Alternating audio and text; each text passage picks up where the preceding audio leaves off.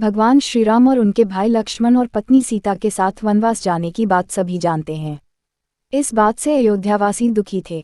राजा दशरथ राम और लक्ष्मण के वियोग के दर्द को भी झेल नहीं सके और उनकी मृत्यु हो गई। पिता के निधन की खबर सुनकर भगवान राम और उनके छोटे भाई लक्ष्मण को गहरी ठेस पहुंची। बाद में उन्होंने जंगल में ही पिंडदान करने का फैसला लिया। दोनों भाइयों ने जंगल में ही पिंडदान करने का फैसला लिया। पिंडदान के लिए दोनों भाई जंगल में ही आवश्यक सामग्री एकत्रित करने के उद्देश्य से निकल गए। पिंडदान का समय निकलता जा रहा था और दोपहर हो गई थी। माता सीता परेशान हो गई थी। तभी दशरथ की आत्मा ने पिंडदान की मांग कर दी।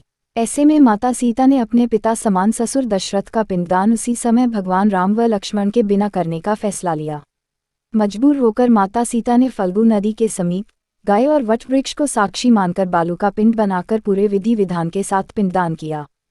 थोड़ी देर में भगवान राम और लक्ष्मण आए तो माता सीता ने कहा कि आपको आने में देर होने की वजह से मैंने पिंडदान कर दिया।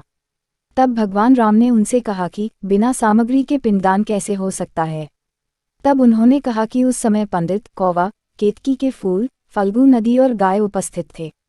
प्रभु, आप साक्षी के तौर पर आप इन चारों से सच्चाई पूछ सकते हैं। श्रीराम ने इस बात की पुष्टि के लिए जब पूछा तो सबने झूठ बोलते हुए इनकार कर दिया, परंतु एक वट वृक्ष ने ही सच कहा कि आपकी अनुपस्थिति में माता सीता ने पिंडदान कर अपने धर्म का पालन किया है। महाराजा दशरथ की आत्मा ने भी यह स्वीकार किया कि विलंब होने की पुत्री सीता ने उन्हें पिंडदान कर दिया। तब राम और लक्ष्मण को यकीन आया तो वह प्रसन्न हुए। इस बात से माता सीता ने वट वृक्ष को यह आशीर्वाद दिया कि तुम्हारी आयु बहुत लंबी होगी, तुम लोगों को छाया प्रदान करोगे और पतिव्रता स्त्रियां अपने सुहाग की लंबी आयु के लिए तुम्हारी पूजा किया करेंगे।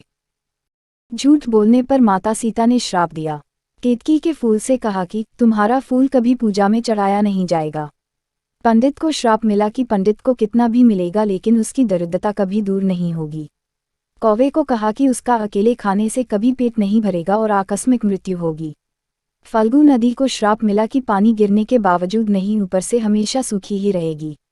माता सीता ने गाय को श्राप दिया कि घर में पूजा होने के बाद भी गाय को हमेशा जूठन खाना पड़ेगा। यही कारण है कि गाय के अंदर 33 कोटि देवताओं का निवास होने के बाद भी वह सड़कों पर भूखी प्यासी जूठन खाने को मजबूर है। आशा करती हूँ कि आपको ये जानकारी पसंद आई होगी। अगर आपको जानकारी पसंद आई हो तो आप मेरे वीडियो को लाइक कर दीजिएगा, और अगर आप चैनल पे नए हैं तो मेरे चैनल को सब्सक्राइब कर दीजिएगा, और साथ ही नोटिफिकेशन का बेल आइकन भी दबा दीजिएगा, ताकि इसी तरह की और भी जानकारी और कथाएं मैं अपने चैनल के माध्यम से आप तक पहुंचा सकूं। धन्यवाद। राधे राधे दोस्तों।